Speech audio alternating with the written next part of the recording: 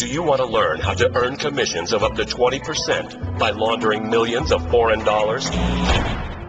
Well, we can't help you with that. But among the many IT problems we solve, Barracuda's email security solutions keep email phishing attacks like this from entering your business network and any valuable data from leaking out. Reclaim your network like 150,000 other businesses have. To learn more about stopping email-borne threats, visit barracuda.com/email. ESPN Radio. This is the Thundering Herd podcast. But I want to start with a theory on Tiger Woods. And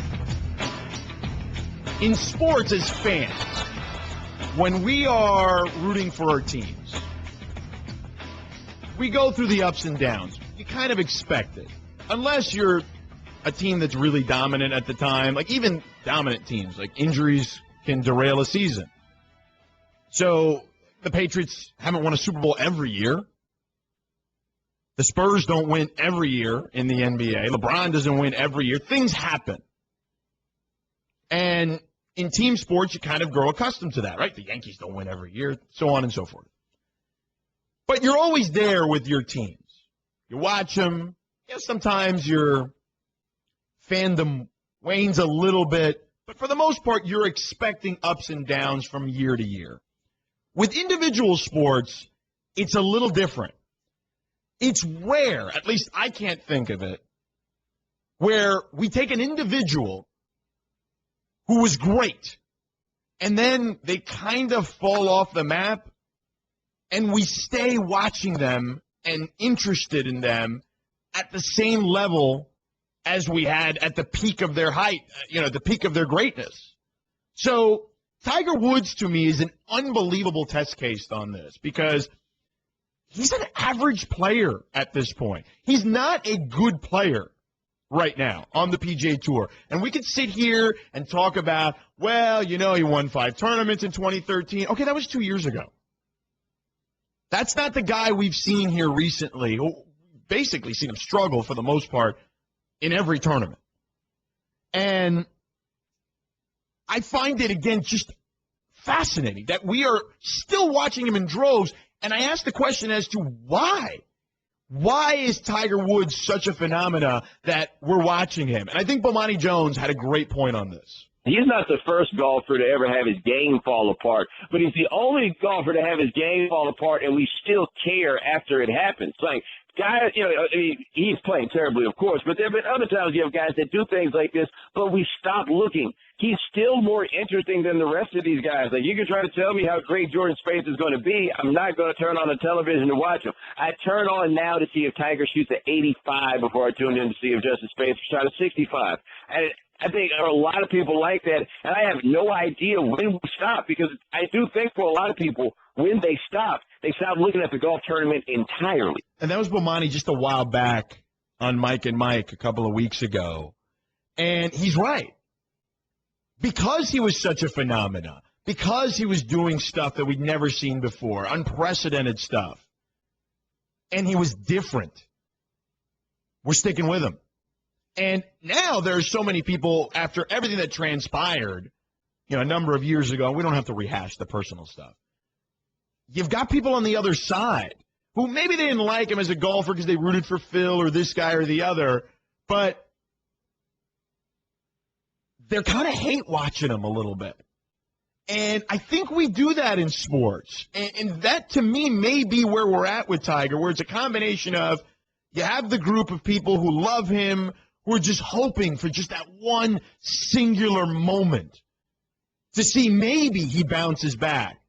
But I don't know about you. Like, I've been in that camp for a long time, and I'm about to throw in the towel here.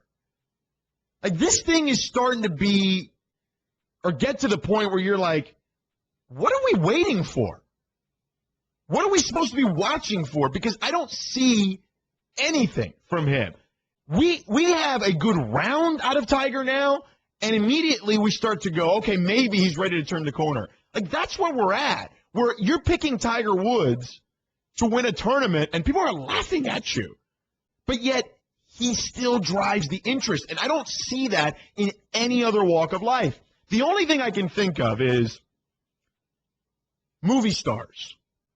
For example, Will Smith, Tom Cruise. They were mega movie stars. And we're watching them. And we love their movies. Top Gun, this, that, and the other, right? For Tom Cruise and Mission Impossible. Now they're making Mission Impossible 37, it feels like. Will Smith had so many great hits. Men in Black, Independence Day, box office draws. And then we started to realize they started to make clunkers. And yet we'd go to the movies to still watch Hancock or whatever with Will Smith. And then eventually you stopped going.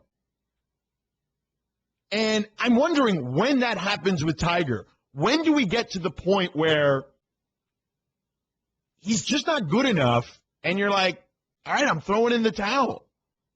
And I know he was great and he'll always be great, but right now, he's not that guy. And I don't want to spend my money in the movie theater, in the case of the movie star, to go watch a bad flick. And at what point do we get to, well, I don't want to waste my time necessarily watching Tiger. And that's hard for me, man. Hard for me. Because I'm honest with you, I'm not a big golf guy. I am the guy who watches for Tiger Woods. But even the British Open, like, I started watching it, and by the time I flipped it on, he was so bad. He was playing so poorly. Then I'm like, all right, I don't think I'm going to watch the rest of this thing. Like, not intently. I'll watch Sunday because I want to know what happened. And, you know, I work in sports. I think it matters. It's a major. But I won't watch as intently. And at what point does it happen where he gets there, he's playing, but he's been playing so poorly for so long that I'm like, yeah, I don't care when he's playing. I'm just not interested in him. And I move on, like we did with Will Smith or Tom Cruise and movie stars like that. Where is he as a player? Where is he? Because I don't even know if this is salvageable at this point.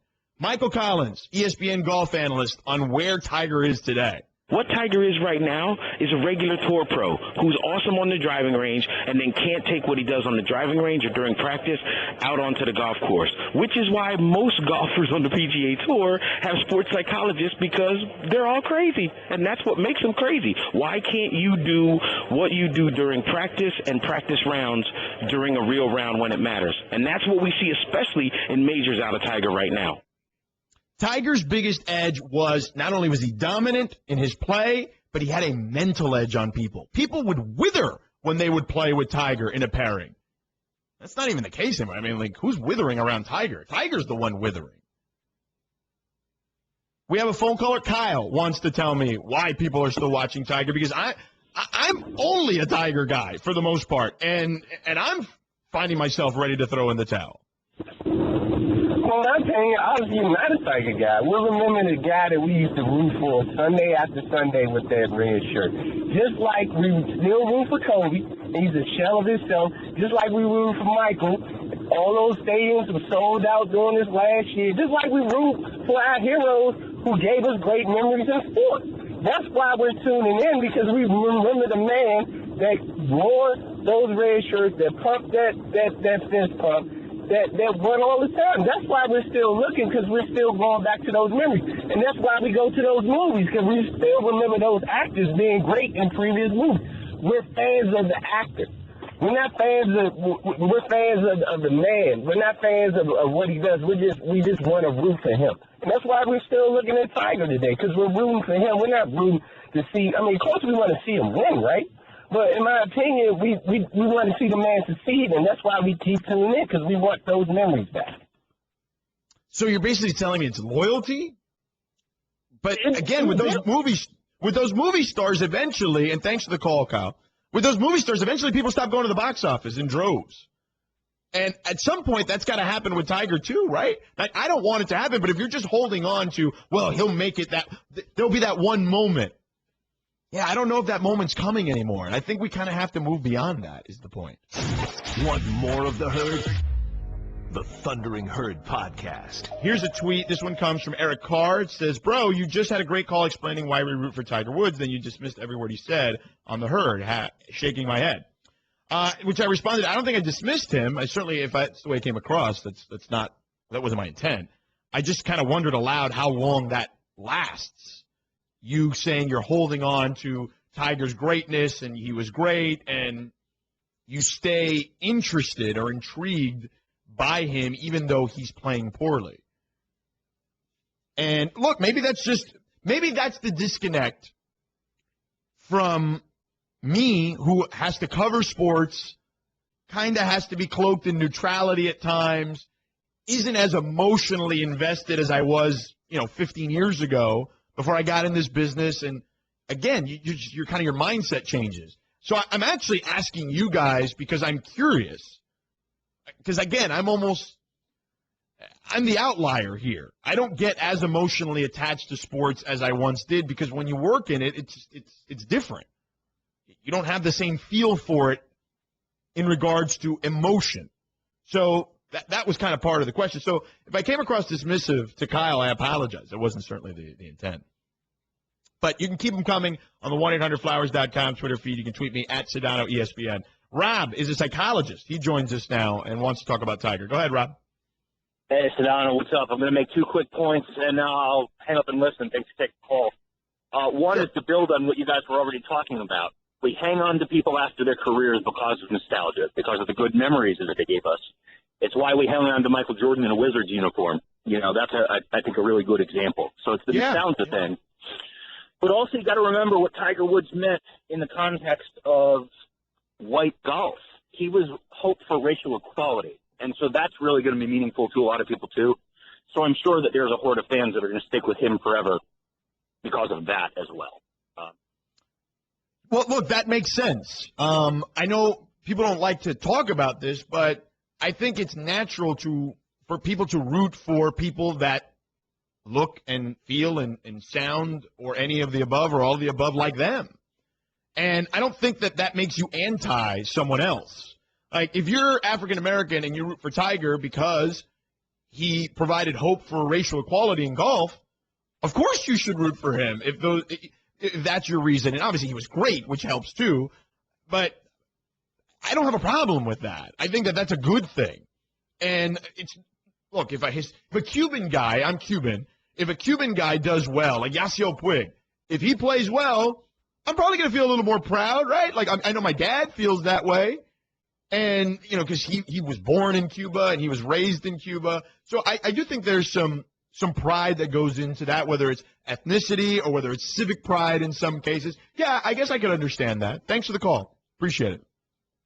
Hey, I want to get into something that Doc Rivers said that kind of struck me with Colin yesterday. He talked about the Clippers' collapse, and it made me think about just some of the teams we've seen fall apart here recently. Here's what Doc told Colin yesterday. I think what people forget, Colin, is how we lost. We didn't lose a normal way. Yeah. We had a 3-1 lead. We lost to Game 7. That's as hard of an emotional loss as there is other than losing in the finals. And so, the good thing that's come out of this is when we all went over DJ's house, everybody had a say. It was a great team-building thing. It was something that I was fearful of going into the summer, that at some point our team was going to have to address our collapse. And, very similar to the Spurs, I guess, when they lost to the Heat.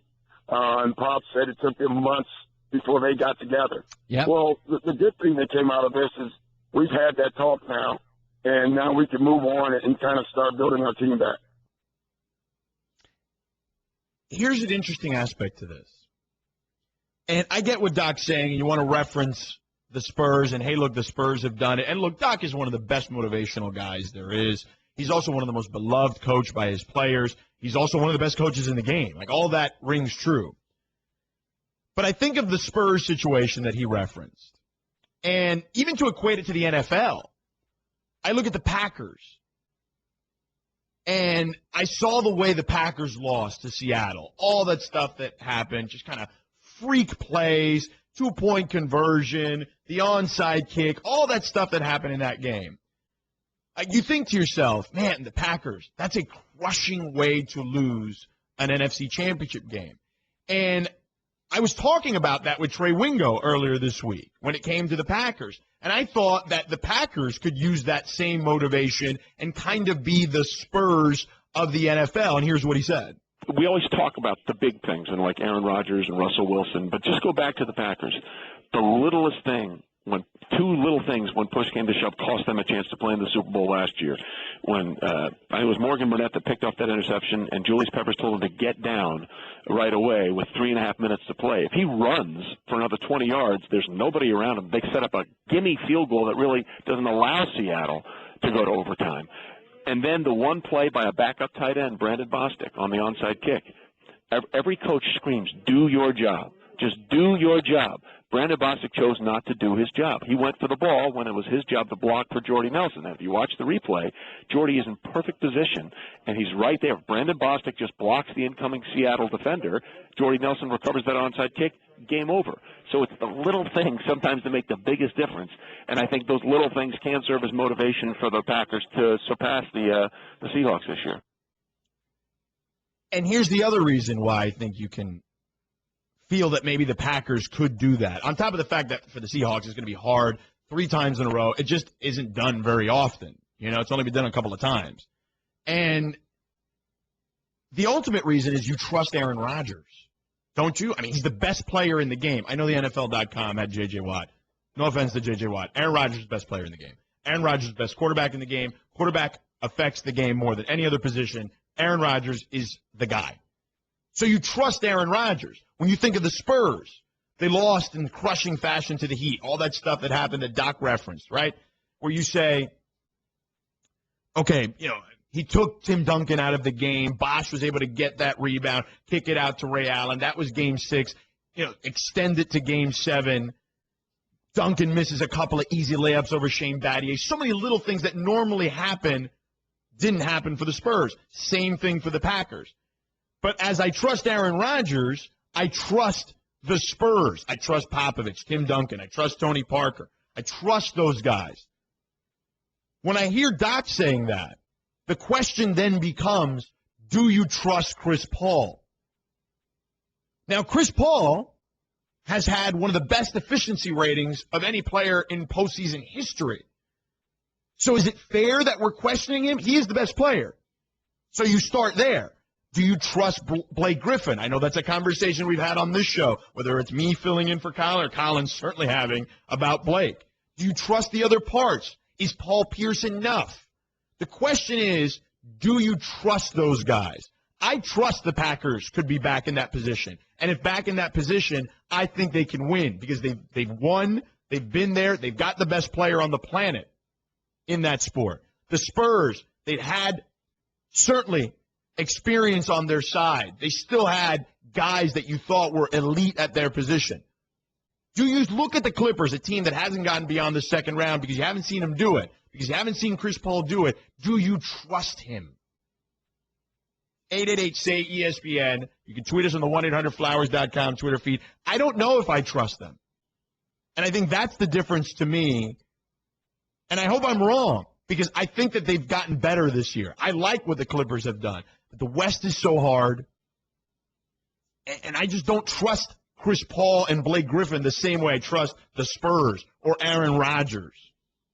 Fair, unfair, I don't. Geico presents Strange Savings Stories. Astronomers detected an interstellar transmission. It stated, Geico, 15 minutes could save you 15% or more. The implications were staggering. Was the cosmos telling us we could all save hundreds on car insurance with Geico? Or did their radar merely pick up a signal from the nearby Rufus and Clyde's morning show? We may never know. Geico. 15 minutes could save you 15% or more on car insurance. 50 Cent filing for bankruptcy and then partying at a strip club is the greatest 50 Cent thing ever, I think. I saw that story the other day. This driving songs thing, hashtag driving songs, has taken off.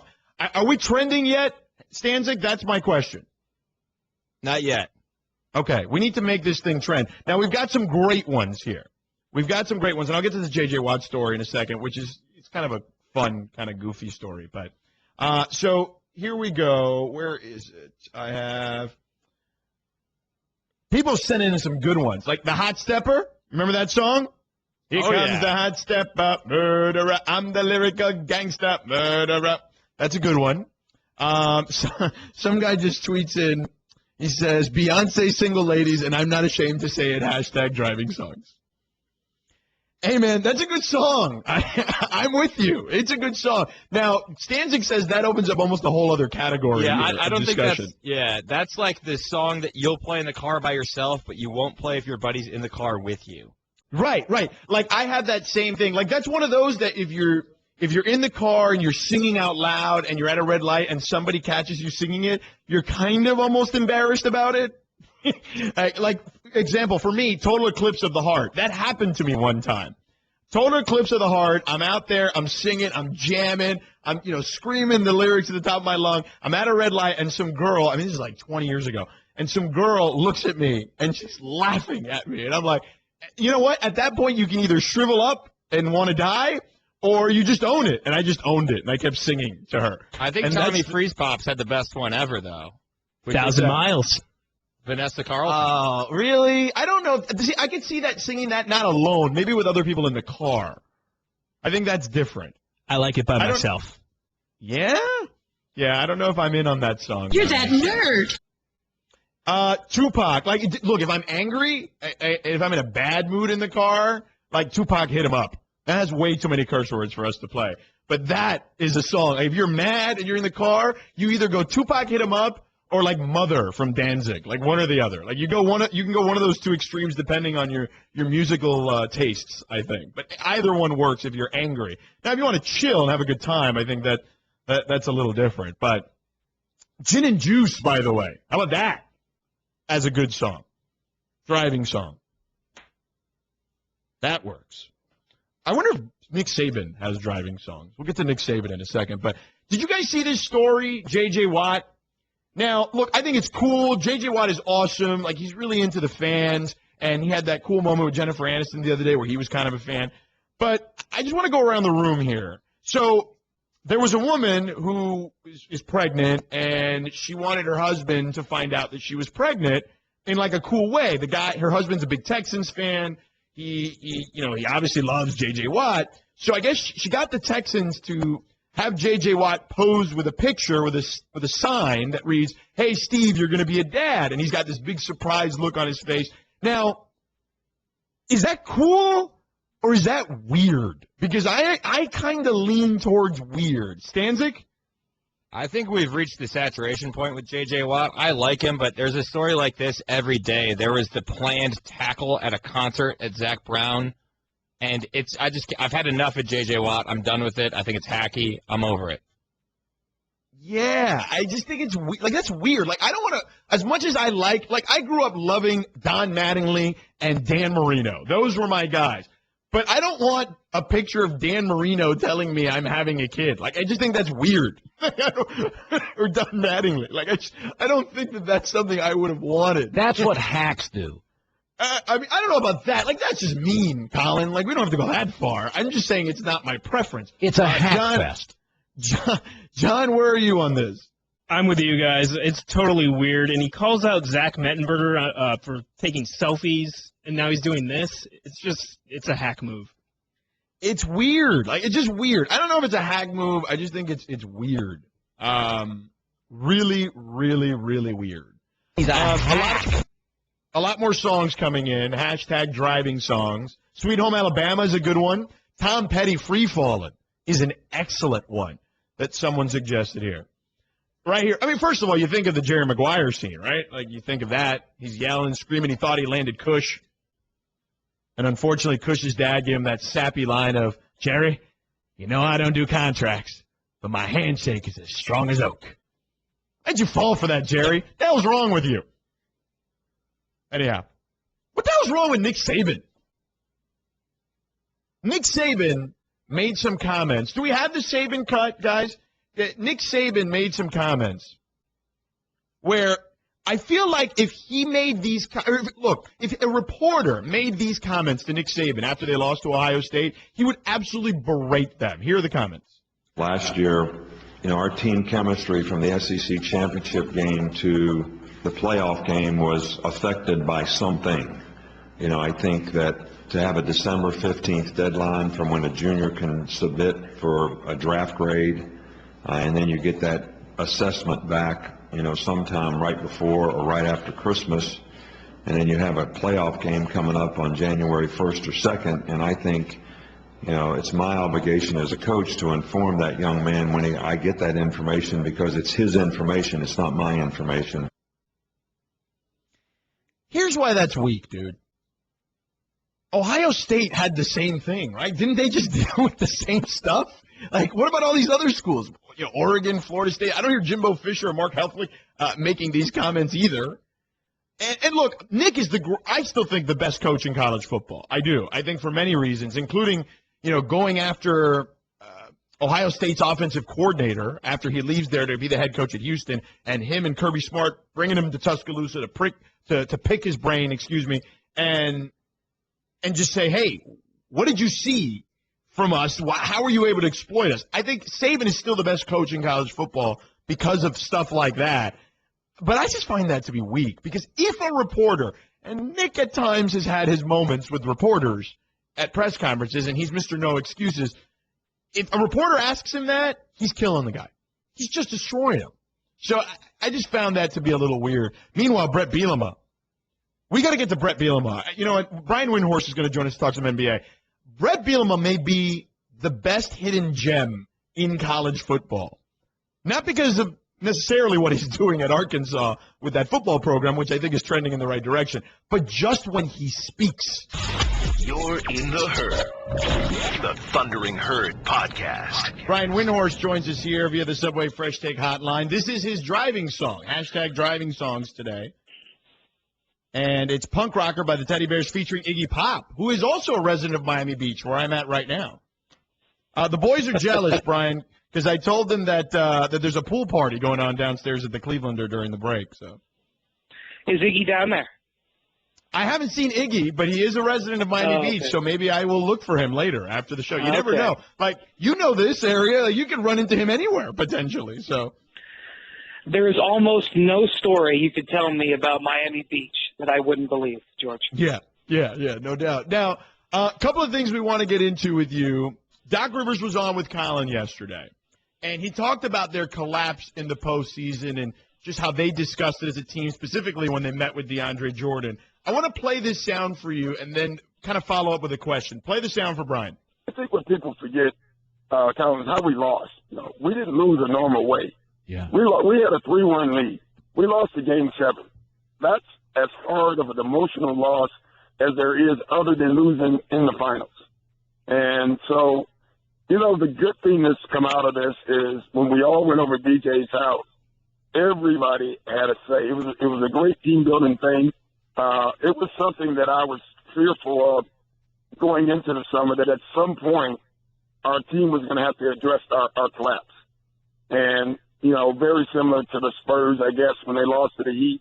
And Pop said it took them months before they got together. Yep. Well, the good thing that came out of this is we've had that talk now, and now we can move on and kind of start building our team back. Brian, here's the thing, and my question to you is this.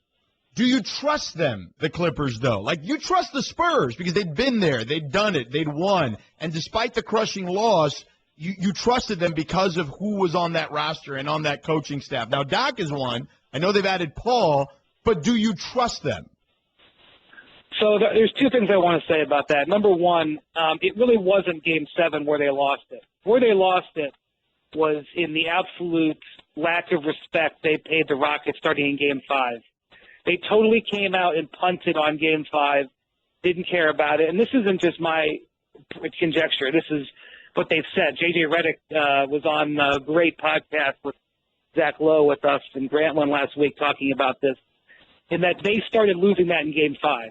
So to me, that was a sign of immaturity, that when you're up 3-1, I don't care if you're on the road or not, you step on a team because you don't know. And so That's one factor. The other factor is that some of the moves that they've made, while good, I don't think have helped them in close playoff games. They now have, how are they going to address the free throw shooting problem that they have?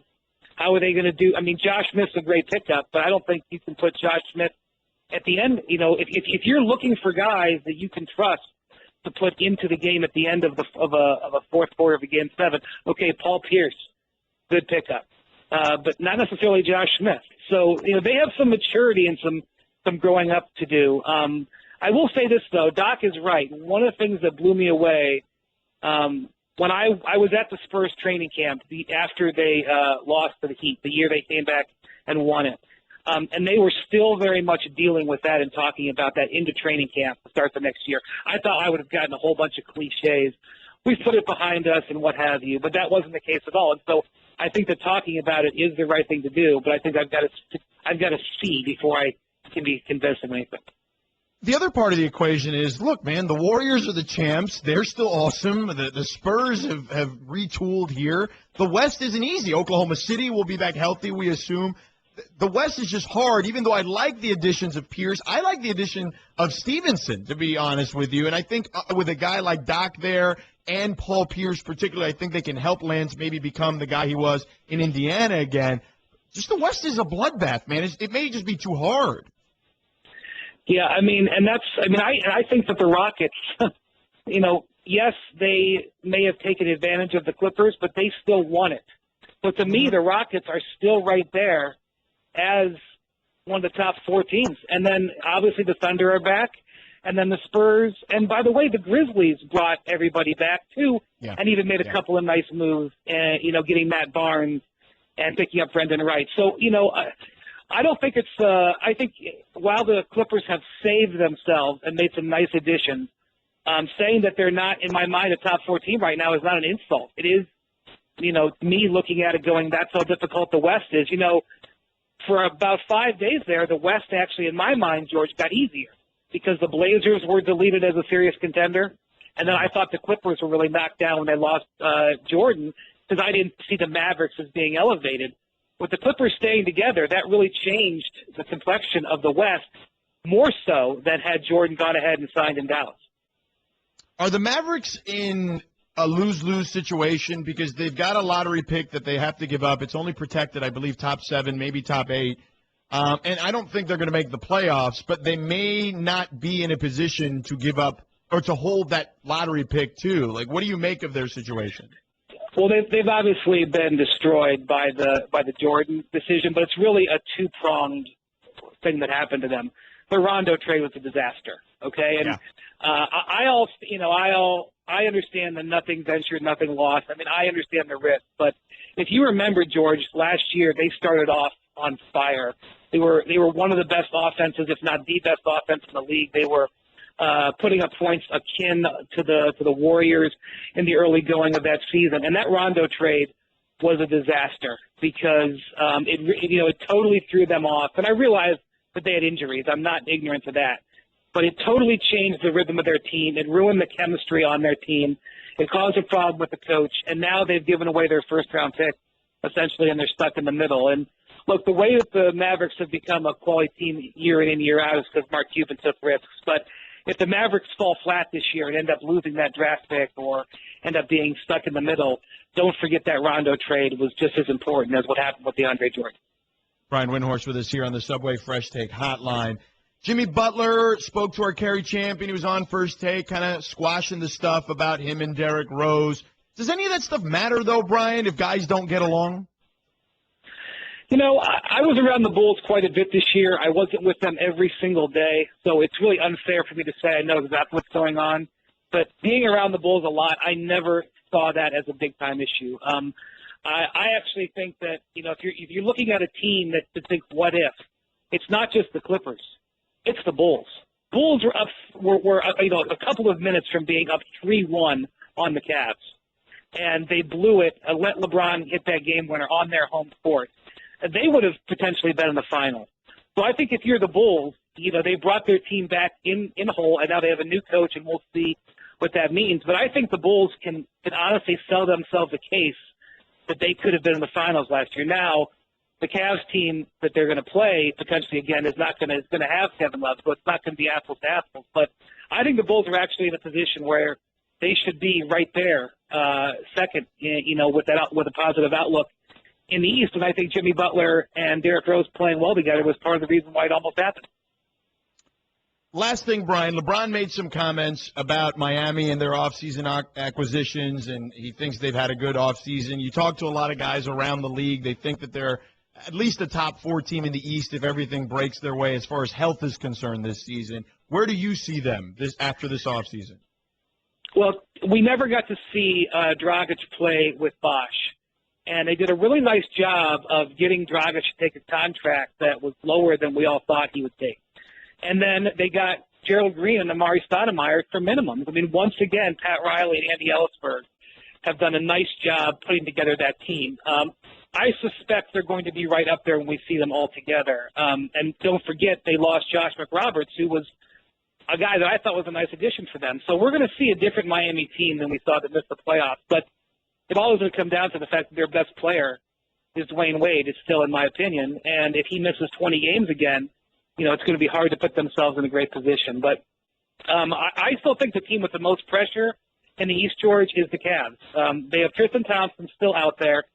They have J.R. Smith and Matthew Dellavedova still unsettled. They have not been able to get a backup for LeBron like he wants. And while they had all these options to trade Brendan Haywood's contract, they really had to put the brakes on the spending, which I understand. But they could have had Joe Johnson. Don't let anybody tell you any different. They could have had Joe Johnson 2 weeks ago, and for monetary reasons, they didn't get him. And I understand that. But they have not made the sort of upgrades that I think LeBron really wanted to see. And look, he's not angry about it. He just re-signed. But when LeBron said last week, we still got more work to do, I think that was a pretty clear indication he doesn't really love everything that his team's done. He'd like to see them add a couple of more pieces before the start of the season. He's Brian Windhorst, ESPN NBA insider. Brian, thanks for the time, man. Always appreciate it, bud. Have a great weekend, George. And now, for Geico's edition of Stuff Found in Your Car, we go inside your side door pocket. Hello, yes, the crumpled receipt with gum in it. From your anniversary dinner, you sprang for expensive wine, your server was Beth. That dinner was a couple $100. Money you could get back if you switched to Geico and saved hundreds of dollars on your car insurance. I bet you'd save that receipt, frame it even. But really, where did I go wrong? Was it the corkage fee? Geico. 15 minutes could save you 15% or more on car insurance. Visit geico.com today. We've been having some fun with driving songs. Stanzik was trying to tell me there are no such thing as real driving songs. They're just good songs, basically. But he's kind of come our way a little bit. So you guys have done a great job on Twitter, tweeting us on the 1-800-Flowers.com Twitter feed, at The Herd for the show, at Sedano ESPN for myself, with your hashtag driving songs. Couple of suggestions that just came in now. Master P. Na, na, na, na. First of all, the beat to that song is so good for driving. It's like, tin, tin, tin, tin. That's good. That's good stuff right there. I don't know if I did it justice there, but it's good. Warren G. Regulators, one of our camera crew suggested, an excellent, excellent suggestion. No doubt. So, keep them coming. I saw that Drew Brees. Oh, there you go. See? Come on, man. This gets you fired up. You're ready to roll. Maybe makes you go too fast, potentially. You got to be careful when you're driving around. That's kind of like the Ludacris song, bleep, get out the way. That one will do it to you, too. It has a very similar effect, I feel like, than this Master P song. So I saw Drew Brees was being interviewed here recently. He mentioned that he was thinking about his post-career. Not that he's done anytime soon, but, look, mortality catches us all, or at least football mortality or, sports mortality in this particular case. And he said, well, look, maybe I'll even get into politics, man. Who knows? Now, look, we've seen guys do it. Jack Kemp back in the day, Steve Largent, certainly. I feel like Drew Brees can run for anything in Louisiana and win. I don't think there's any doubt. There's probably a number of guys in that sport that can do that. Aaron Rodgers, I think in the most recent poll in Wisconsin, this isn't even a joke, like I'm being serious, he came in second to Cheese as far as most favorable thing in Wisconsin. So I think Rodgers would be there. Now, Peyton, you'd have to probably go Indy with Peyton, right? Do you think Denver? Would you think Peyton in Denver could win office? If he wins the Super Bowl. Well, right. If you win the Super Bowl, then you can do pretty much anything you want. That's just kind of the way it works. But I think that Peyton could definitely win it in Indy. Now, I have a theory on Peyton. And look, Peyton's been great. I think he's one of the greatest quarterbacks of all time. I think you can make the argument he is the greatest quarterback of all time. I know what ends up happening in this discussion. Rings, he's only got one Super Bowl, 11-13 in the playoffs, whatever. I get all that. Look, man, there are 60 plays a game he doesn't play. Okay, the defense plays, and that doesn't even count the special team stuff. So, yes, has he lost some games? Sure. Has he won some games? Yes. And some of the games he's lost haven't necessarily been his fault. So, I've always been a Peyton guy. I like him. But we've seen him, speaking of football mortality, we've seen him and his skills erode some. His arm strength for the last couple of years keeps getting worse and worse and worse. He had those thigh injuries last year that just made it even harder for him to put some oomph on the ball. So, as he gets older, it's only going to get more difficult. And now he's got a new coach in Gary Kubiak. Now, I get that they'll tailor some stuff to what he does best. And, he did run that stretch system in Indy back in the day, but he's not that guy anymore physically. So I've always remembered, like Stan Van Gundy once said this, that coaching the aging superstar is one of the most difficult jobs in sports. And he knew, because he had Shaq kind of at the end of his career with Dwayne Wade, and Shaq was still able to perform to an extent, but not what he was, obviously, with the Lakers. And just because, again, Father Time is undefeated. So you look at Peyton, new system, new coach. Now they talk about wanting to run the ball more for him, and they should. And it's easy to say in March when you re-sign or whatever, yeah, I want to run the ball more. But I remember Dan Marino and Jimmy Johnson hooking up in the mid to late 90s. And there was a lot of talk about, well, Dan Marino, they'll run the ball more with Jimmy. And yeah, he tried to do that, and it just didn't work because Dan wanted to throw the ball, and then Jimmy eventually took his ability to call audibles away. I mean, that thing was a mess at the end. And I'm not saying that this will be a mess, but it's not an easy situation if you're Gary Kubiak. Now, he is John Elway's guy, and Peyton is Peyton.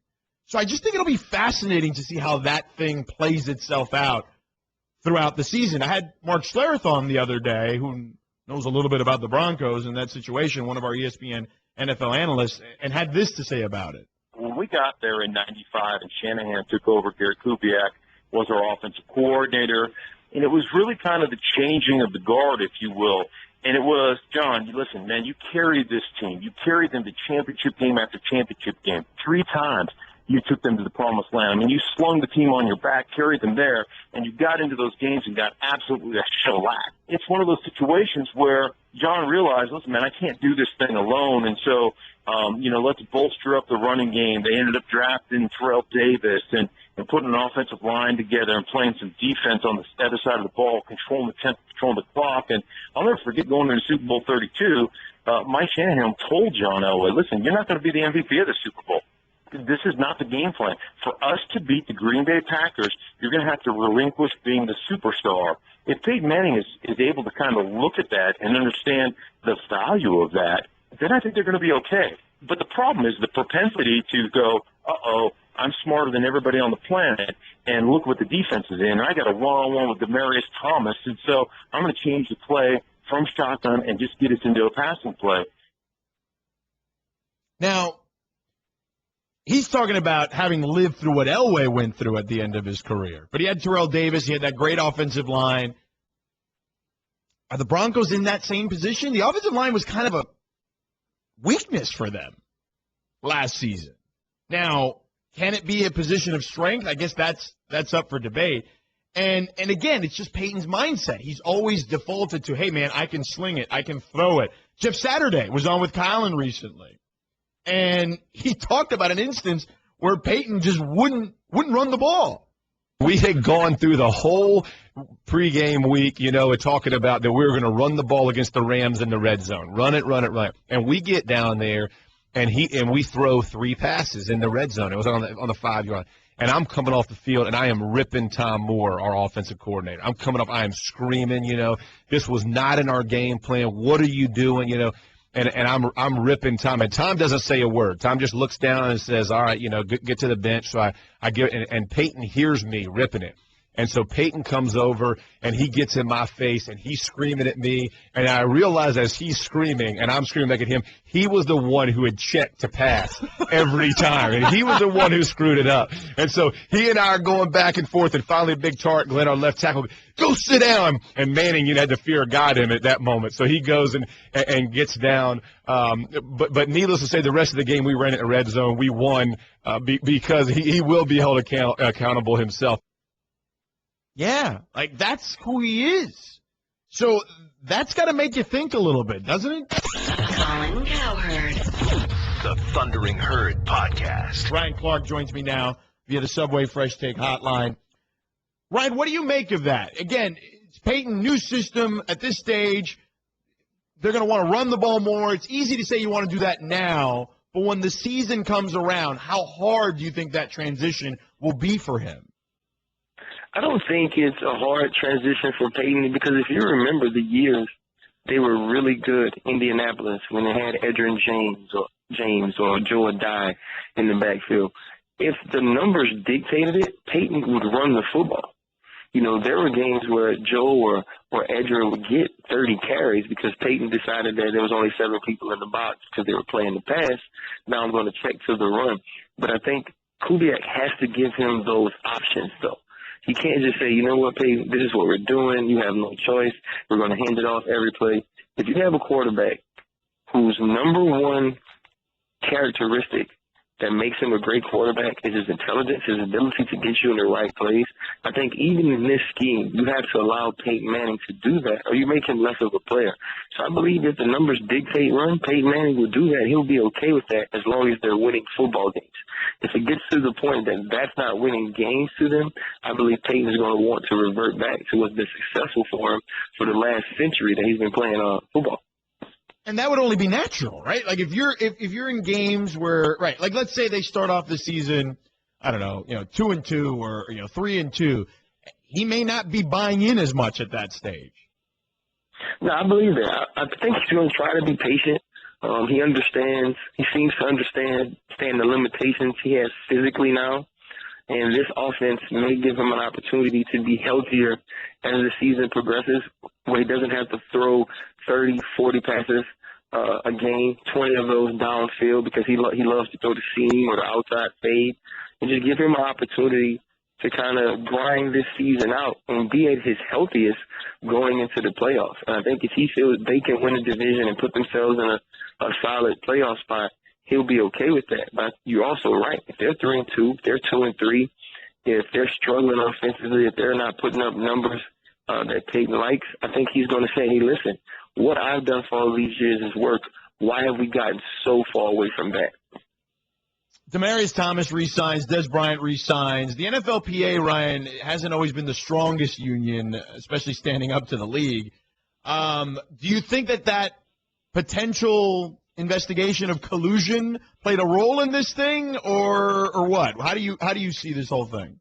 I don't know. I think the one thing the PA has gotten a lot of flack for is always fighting with the NFL now. If you talk to so many execs, you talk to the execs in the NFL or former execs who dealt with Gene, they almost hate the combative relationship that D. Smith seems to have with Roger Goodell. So I think lately they have fought, whether it be Greg Hardy, Adrian Peterson, Ray Rice, very unpopular cases for the PA to fight. They've stood behind their players. So I think the one thing NFL knows and the owners know is that there are going to be ramifications to doing things that the NFLPA finds illegal or finds unjust or unfair. And so I'm not necessarily sure the collusion case or the threat of a collusion case got these deals done as much as these deals just needed to be done. But the deals are mighty close. They're very similar deals. that both of these guys got. The total deals are the same. Some guaranteed money, some language is different in the ways that they get their money, but the deals are really close. And I think nobody wants to have to go through those cases for two players they wanted on their team anyway. So I think they got the deals done because they know they needed to do that. Couple of theories I've got going out there, and want to get your thoughts. So Seattle beats Green Bay in crushing fashion, right? Like the onside kick, the 2-point conversion, all the wacky things that happened in that game. And I look at them, and I think the San Antonio Spurs from a couple of years ago. And why? Because I trusted them. They'd been there. They'd done it. They could bounce back from that. I trust Aaron Rodgers. He's the best player in the game, in my opinion. Do you think that? Do you look at Green Bay that way, similarly to maybe we saw the Spurs kind of bounce back from that a couple of years ago? Do you think they have the potential to be that? Yeah, I think Green Bay to win a Super Bowl. Green Bay is my Super Bowl pick. I think they have the defense to do it. I think they have the best quarterback in the game and the most physically gifted passer to ever play football. That's just my opinion. I'm only 35. I haven't seen everybody. But I've seen Warren Moon, who is one of my favorites, Dan Marino, who's definitely up there. And I think Aaron Rodgers, as far as just being able to place the ball, throw the ball with zip, get it out of his hands, throw it on the run, is better than anybody that has ever played the game. And so I trust that guy. If he's healthy Eddie Lacy with the receivers they have, the trio they have there, offensive line is just good enough, not great. I think they have stars on defense, and Peppers and Clay Matthews, guys they can move around. They drafted some young corners. I think Green Bay goes to the Super Bowl out of the NFC this year and wins it all. Chris Harris was on with us earlier, the Broncos corner. He says he's the best corner in the league. What do you say? I actually sat down with Chris last night for a couple of minutes and talked about being an undrafted free agent. And I think for Chris, these are things he has to say to even be considered where he should be, which is right under that top tier of guys. Can he move into that? I believe he can. I believe it's probably about 4 guys that's above everybody else, 4 or 5. Sherman, Revis, Grimes, Hayden, Vontae Davis. And then I think the rest of them, about a group of like 12 to 14, are right below those guys. And Chris Harris is at the top of that group. Extremely sound. You know, I think what makes Chris Harris a great player first is that he doesn't give up plays. Secondly, now he's starting to make more plays. And as an undrafted guy, you kind of have to go through those things in order to start even being considered with that other group. And he's, made Pro Bowls. He's gotten a big deal. So I think he's moving in that direction. Do I take him over Revis? Do I take him over those other 4 guys I named in the top 5? No. But he's right there, and I'd love to have him on my team. All right, let me ask you a quick question about this. Is this weird or cool? Now, J.J. Watt did this thing for a fan where this woman, she's pregnant. She wanted to tell her husband in a cool way. He's a big J.J. Watt fan, big Texans fan. So she got the Texans to have J.J. Watt pose for a picture with a sign in his hand that said, "Steve Burke, you're going to be a dad." Is that cool or is that weird? I think it's cool. I wouldn't want to be told like that. Unless it was Michael Jordan, I think I'd deal with it because it's Michael Jordan. You know what I mean? MJ. I think it's weird as all hell. I don't know about you. I think it's weird. But you know what, though? I think that's because, you've been a part of the media, so you see sports in a different way. Yes. I played ball, so I see sports in a different way. J.J. Watt to you is just a excellent football player. J.J. Watt to me is just an excellent football player. J.J. Watt to those 2 people is some dude that rolled down here on Thor's hammer or something and now plays for the Texans. He's a myth. He's a superhero. So for his wife to go out of her way to do that for him, it's probably going to be the best thing to happen, the third best thing to ever happen to him. And the other 2, if she's a good woman, is going to be marrying her, and she's a healthy child, having a healthy child. So for them, I think it's really cool. I think it's awesome that J.J. Watt takes his time to do things like that for people. For me, it would be extremely weird because that would mean they have to be like one of my teammates taking a picture and sending it to me. You know what I mean? That's why we see Palomalu did that for you. Don't lie. Be honest. Yeah. Palomalu did that to you. No, he did not. He's my dog, but he did not do that. He did get upset with my wife this weekend at last weekend at Ike Taylor's wedding because he said that they were playing his and I song, and my wife interrupted the dance. But other than that, he's cool. You're a trip. Speaking of songs, we've been talking about driving songs. Hashtag driving songs. Ryan Clark's favorite driving song is?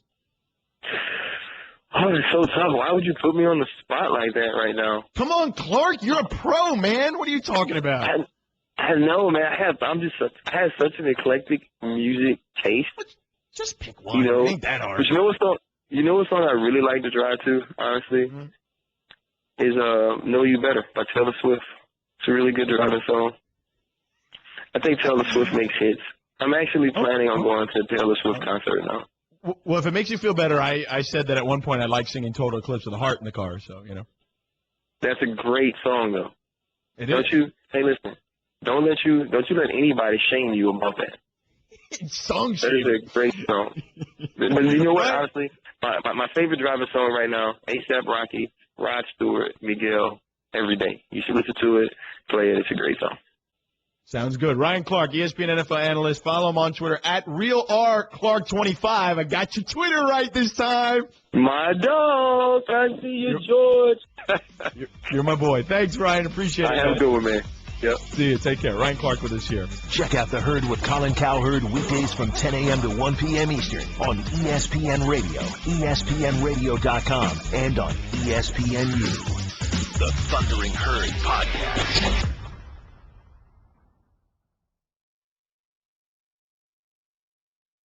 The Boston Red Sox begin the second half with a road trip to the AL West, where they'll face Mike Trout and the LA Angels. Dives in, and he made the catch! First pitch is Sunday at 8 Eastern on ESPN and on ESPN Radio.